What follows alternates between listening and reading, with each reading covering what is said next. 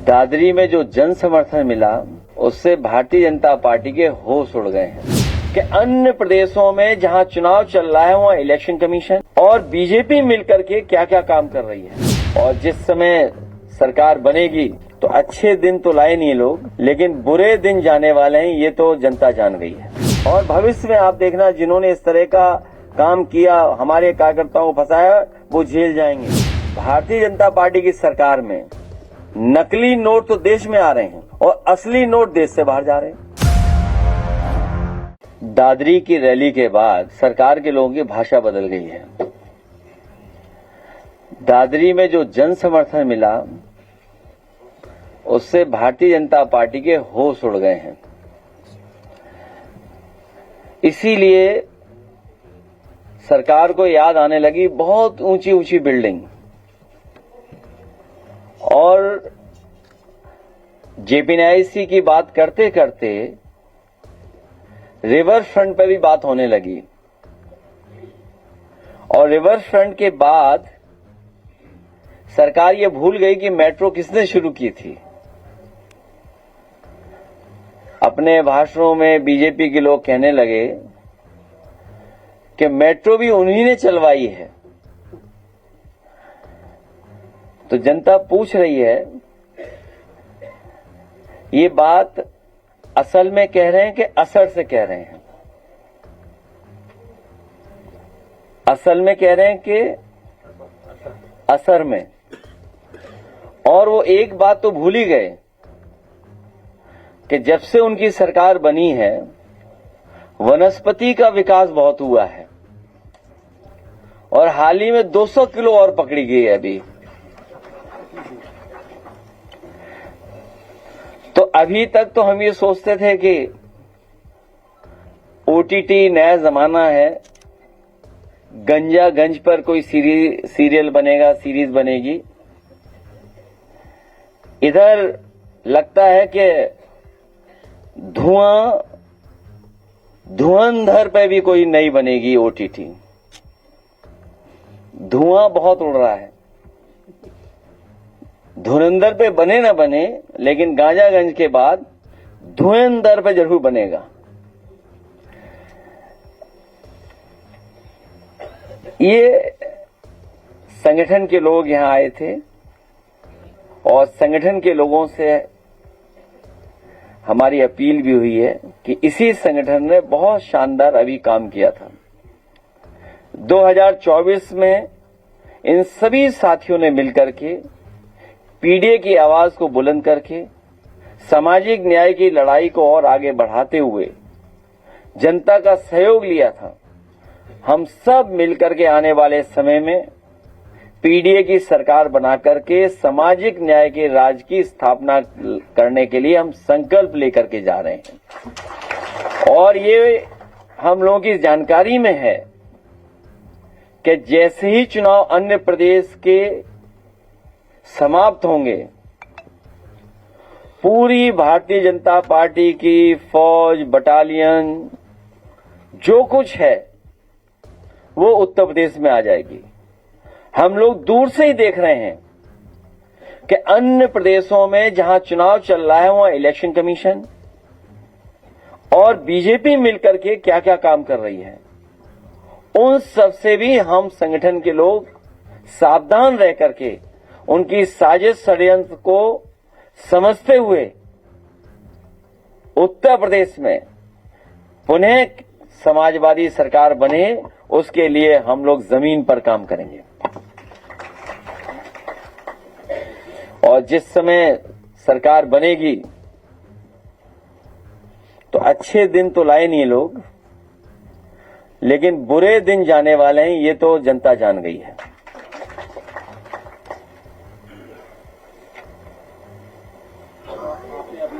कहा कि election commission और बीजेपी मिलकर काम कर रहे हैं। पश्चिम बंगाल के मालदा में 7 जुडिशियल ऑफिसर्स को बंदी बना लिया गया था। स्टेट एडमिनिस्ट्रेशन रिस्पॉन्सिबल ठहराया, लेकिन ममता जी कह रही कि रिस्पॉन्सिबिलिटी स्टेट की नहीं, इलेक्शन कमीशन की होगी। जिस समय चुनाव घोषित हो जाता है, ये नियम है, और इलेक्शन कमीशन और उस समय अधिकारी इलेक्शन कमीशन के निर्देश मानते हैं। और जो हम लोग वेस्ट बंगाल में देख रहे हैं, इतने अधिकारियों को हटाया गया है, और अधिकारियों को इसलिए हटाया गया है कि वो इलेक्शन कमीशन का निर्देश सीधा माने। तो अगर कोई घटना घटी है और किसी तरह की कोई बात सामने आई है, तो इलेक्शन कमीशन इसलिए भी जिम्मेदार बनता है क्योंकि चीफ सेक्रेटरी और डीजीपी और बड़े बड़े अधिकारी बंगाल में हटाए गए हैं। हमारा सवाल यहां ये बनता है कि पिछली बार जब यूपी का चुनाव हुआ था तो क्या इतने ही अधिकारी हटाए गए थे? और समाजवादी पार्टी ने लगातार शिकायत की थी अधिकारियों की कि ये अधिकारी भारतीय जनता पार्टी के एजेंट बनकर के काम कर रहे हैं। एक भी अधिकारी नहीं हटाया गया, और बाई इलेक्शन बहुत करीब से हम लोगों ने देखा। हालांकि अब वो अधिकारी भी निराश हैं, भारतीय जनता पार्टी के भ्रष्टाचार की वजह से दुखी हैं, उनसे जो काम लिया जा रहा है उससे वो परेशान हैं, क्योंकि उनसे काम तो ले लिया लेकिन जो उन्हें न्याय देना था वो न्याय नहीं मिला उन्हें। उदाहरण के लिए फैजाबाद, एक अधिकारी पे बहुत आरोप थे, बड़े पैमाने पर आरोप थे, और उस पर यही कह करके कि आपको सरकार से राहत मिलेगी, सरकार मदद करेगी, आप पूरी बेईमानी कराओ। उसने बेईमानी तो करा दी लेकिन अभी उसे राहत ही नहीं मिली। तो उत्तर प्रदेश में क्या इसी तरह इलेक्शन कमीशन ने अधिकारी हटाए थे? क्या विपक्ष की जो शिकायतें थी इलेक्शन कमीशन में दी गई थी, क्या किसी भी अधिकारी पे कार्रवाई हुई? और आपके सामने तो ये एग्जाम्पलरी काम है कि नंदलाल जो दस्तखत नहीं कर पाता है, अंगूठा मारता है, उसके भारतीय जनता पार्टी ने दस्तखत करा लिए। बताओ, इलेक्शन कमीशन ने किसी अधिकारी पे कार्रवाई की हो तो बता दो। आप क्या उम्मीद करते हो कि सरकार कार्रवाई करेगी उस पर? हम आप ही से जानना चाहते हैं, मान लीजिए कि जो नंदलाल जिसके दस्तखत नकली किए इन्होंने, भारतीय जनता पार्टी के लोगों ने किए, तो कार्रवाई कौन करेगा? इलेक्शन कमीशन के सरकार? सरकार बीजेपी की है, बीजेपी वोट कटवाना चाहती थी। अब हमें उम्मीद इलेक्शन कमीशन से, तो कम से कम बंगाल में नहीं, उत्तर प्रदेश में इलेक्शन कमीशन अपनी क्रेडिबिलिटी साबित करे कि वो निष्पक्ष है और कार्रवाई करेगी ऐसे लोगों के ऊपर। एक भी अधिकारी के ऊपर अभी तक कोई कार्रवाई नहीं हुई है जहां पर अधिकारियों ने नियम का पालन नहीं किया उस पर। सत्ता पे सवाल पूछते हैं सत्ता पे, तो उनके चैनल में वीडियोस जो हटा दिए जा रहे हैं, ये आईटी एक्ट का मिसयूज। आप लोग सरकार हटाओ, पीडीए सरकार लाओ, डेमोक्रेटिक गवर्नमेंट लाओ, जो आपकी सुनवाई हो वो सरकार लाइए। इसीलिए आप सबसे भी हमारी अपील है अपने पत्रकार साथियों की कि एक लोकतांत्रिक सरकार को लाइए जो आपकी सुने। काम करने वाले सैकड़ों कर्मचारी जो है सड़कों पे आज मार्च करते हुए दिखाई दिए। पुलिस ने उनको गिरफ्तार किया। उनकी मांगे हैं कि उनकी सैलरी 8,000 से बढ़ा करके 15,000 दी जाए। सरकार ने उन्हें भरोसा दिलाया था कि उनकी पूरी सैलरी बढ़ाई जाएगी। अब ये सरकार की जिम्मेदारी है। मैं उन सबसे अपील करना चाहता हूं कि आपके अच्छे दिन तो लाई नहीं है सरकार, अब बुरे दिन हटे यहां से, उसके लिए हमारी मदद करें। सर, एमएसपी नोट बनाने की गैंग पकड़ी गई है, जिसपे सर ऐसा बोला जा रहा है कि उसके बीजेपी के लीडर उसमें मिले हुए थे। देवरिया और गोरखपुर में दूरी कितनी है बताओ आप? गोरख धंधा चल रहा हूं अभी, बताइए आप। देवरिया गोरखपुर की दूरी कितनी है? और पहले अगर आपको याद हो, कुशीनगर में भी इसी तरह का मसला आया था जिसमें हाई कोर्ट तक गए थे लोग, और अधिकारियों ने मिलकर के समाजवादी पार्टी को बदनाम करने के लिए मुस्लिम लोगों को झूठा आरोप में भेज दिया जेल। उन्हें हाई कोर्ट से राहत मिली। और भविष्य में आप देखना, जिन्होंने इस तरह का काम किया, हमारे कार्यकर्ताओं को फंसाया, वो जेल जाएंगे। लेकिन देवरिया वाला मामला दूसरा है। यहां तो सुनने में आ रहा है कि भारतीय जनता पार्टी की सरकार में नकली नोट तो देश में आ रहे हैं और असली नोट देश से बाहर जा रहे हैं। नकली नोट देश के अंदर और असली नोट देश से बाहर जा रहे हैं। और कई लोग घबरा करके क्यों हाथा नहीं भाता, बाटी चोखा वाली पार्टी, वो भी घबराए हुए बैठे हैं। अगर तस्वीर ही सब कुछ बताती है तो तस्वीर तो हमारी भी विधानसभा में दिखाई गई थी। तो अगर तस्वीर ही सब कुछ साबित करती है तो तस्वीर किसके साथ है? ये जितना नकली काम हो रहा है वो सब भारतीय जनता पार्टी के लोग शामिल हैं। उत्तर प्रदेश में जहां जहां गलत काम हो रहा है सब भारतीय जनता पार्टी के लोग शामिल हैं। और अभी अभी सुनने में आया है कानपुर में जो किडनी वाला मामला निकला है इसमें सब भारतीय जनता पार्टी के लोग शामिल हैं। सब भारतीय जनता पार्टी के लोग शामिल हैं। सोचिए, स्वास्थ्य मंत्री को होश ही नहीं है, उन्हें हमारी रैली फ्लॉप दिखाई दे रही है। बताओ, जिस विभाग के वो मंत्री हैं उसी विभाग के एक डॉक्टर से कम अपनी आईसाइट तो चेक करा लेते हैं।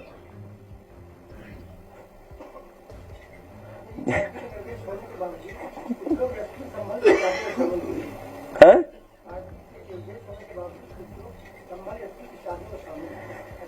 उन्हें शामिल नहीं होना चाहिए था। ये हम लोग आपस में बातचीत कर करके उन्हें समझाएंगे। सर, एमएसपी पे सरकार ने अनाउंस किया है कि मसूर जो है 7,000 में खरीदेंगे, जबकि बाजार में मसूर 9,000 में बिक रहा है। सरसों की भी इसी तरह एमएसपी का ऐलान हुआ है। इसी तरीके से चना और गेहूं पे भी ऐलान हुआ है, लेकिन किसान कह रहे हैं बाजार में हम इससे ज्यादा रेट पर बेच के आ रहे हैं। भारतीय जनता पार्टी से कोई उम्मीद करना, और खासकर किसान उम्मीद नहीं कर सकता उनसे, और उस पार्टी से जिस पार्टी ने ये कहा हो कि हम आय दोगुनी कर देंगे। इस महंगाई में जब लागत बढ़ती जा रही है, डीजल, पेट्रोल, कीटनाशक दवाई, बीज, खाद, अन्य चीजों की लगातार कीमत बढ़ती जा रही है, तब इन्हें आय दोगुनी के लिए कितना एमएसपी तय करना चाहिए। और ये तो आलू को भी ये कह रहे थे कि इन किसान जो आलू वाले हैं उनका कोई नुकसान नहीं होगा, उसकी बजट से भरपाई करेंगे और जरूरत पड़ेगी तो सरकार खरीदेगी बाजार भाव में। आलू के लिए कहा था। बताइए, अगर 1 किलो भी आलू भारतीय जनता पार्टी ने खरीदा हो तो जब बाजार भाव ज्यादा है तो सरकार की जिम्मेदारी बनती है बाजार भाव से ज्यादा किसान को कीमत दें, उसकी पैदावार की कीमत इसलिए दें क्योंकि आय दोगुनी तभी मानी जाएगी, तभी होगी।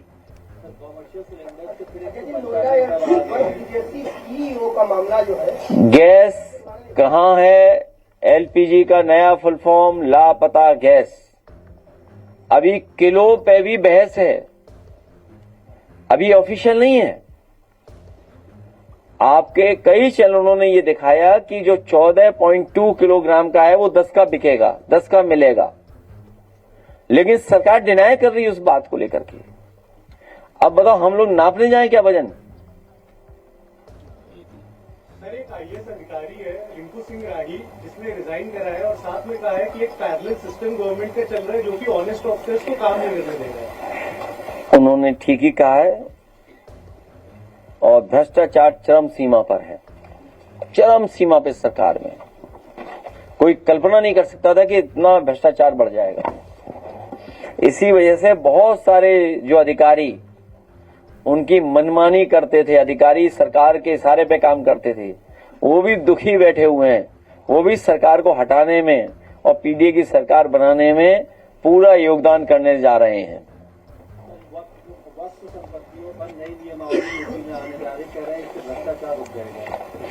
जो खुद ही भ्रष्टाचार में शामिल है उनसे क्या उम्मीद करोगे आप? ग्रीन रोड पे गए हो, वो क्या बना है? ग्रीन हाईवे क्या बोलेंगे आप?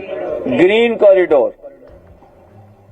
ग्रीन कॉरिडोर पे चल के आओ कभी आप, तो आपको पता लग जाएगा कितना भ्रष्टाचार हुआ। ग्रीन कॉरिडोर, और ये पूरे प्रदेश के लोग हैं। भारतीय जनता पार्टी के लोगों से कहो कि पानी की टंकी के नीचे खड़े हो जाएं और प्रेस करें, और जो वहां कर्मचारी हो उससे कहो कि पानी भर दे पानी की टंकी में। बताओ कितने भारतीय जनता पार्टी के लोग खड़े हो जाएंगे वहां नीचे? क्यों नहीं खड़े होंगे? क्योंकि उन्हें पता है कि जैसे ही पानी भरेंगे उसमें भारतीय जनता पार्टी के भ्रष्टाचार के दबाव नहीं सह पाएगी पानी की टंकी। दादरी में आपकी जनसभा देखने को मिली, अब अगली जनसभा आप कहां पर करने वाले हैं और मथुरा में कब जाएंगे? पिछली बार भी यही सवाल था, इस बार भी यही है। मथुरा? पिछली बार ये बताओ कितनी बार है मथुरा? नहीं, मथुरा में क्योंकि लगातार लोग मुझसे पूछ रहे हैं। अभी पिछले वीक के दिन गई थी जब परसे वाले बाबा की हत्या हुई थी, तो मैंने गांव में कवर किया था। वहां पे लोग कह रहे थे कि समाजवादी पार्टी के राष्ट्रीय अध्यक्ष अगर वहां आते हैं तो हमें कुछ और देखने को मिलेगा। हमारी पूरी सहानुभूति उन लोगों के साथ है। हाँ, इस तरह की हत्या, इस तरह के काम नहीं होने चाहिए। और जहां तक रैली का सवाल है, हम लोग अपनी वोटर लिस्ट ठीक करके अगली तारीख बहुत जल्दी दे देंगे।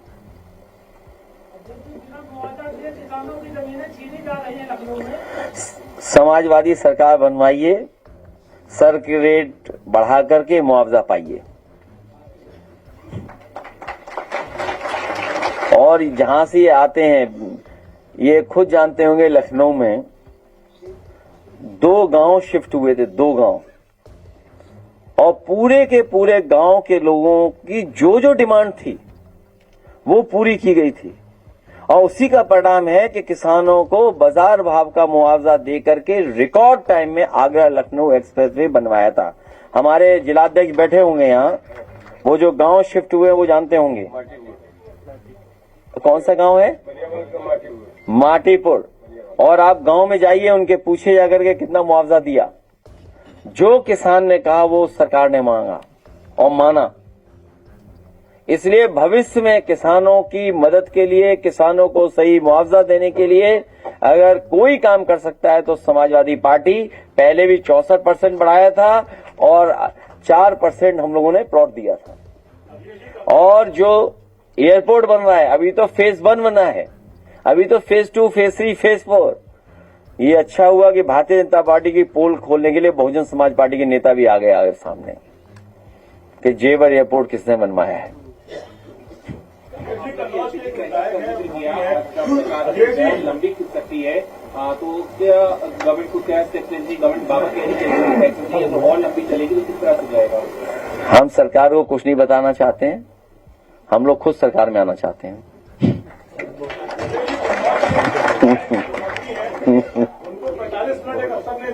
किसने?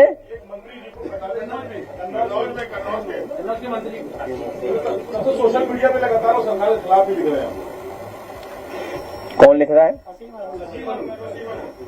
एक कचौड़ी एक समोसा। हमें बीजेपी वालों पे नहीं भरोसा। अभी बदल जाएंगे।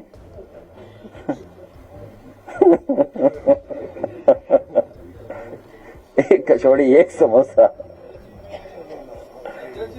महिलाएं अपने जेवर गिरवी रख के गैस खरीद रही है और रो रही, सोशल मीडिया पे वीडियो वायरल हो रहा है।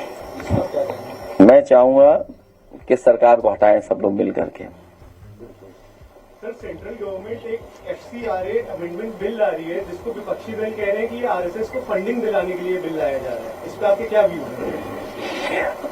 मुझे सुनने में आया कि मथुरा वृंदावन में ट्रस्ट की जमीन हजारों एकड़ कब्जा कर ली बीजेपी वालों ने। गौशाला की जमीनें कब्जा कर ली ट्रस्ट की।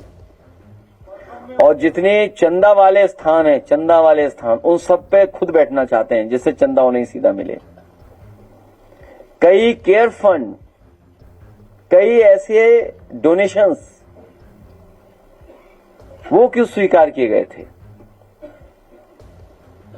ये भारतीय जनता पार्टी जानबूझ करके जनता को परेशान करने के लिए इस तरह के फैसले समय समय पर भारतीय जनता पार्टी लेती है।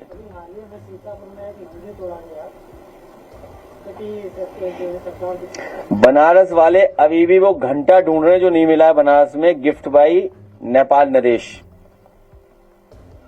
ये तो कोई नई बात नहीं है। भारतीय जनता पार्टी ने सबसे ज्यादा मंदिरों को तोड़ा होगा। कहते हैं मंदिर के प्रेमी हैं लेकिन मंदिर ही तो ठीक है, तब तुम्हारे सवाल बहुत हो गए। यूट्यूबर जिंदाबाद।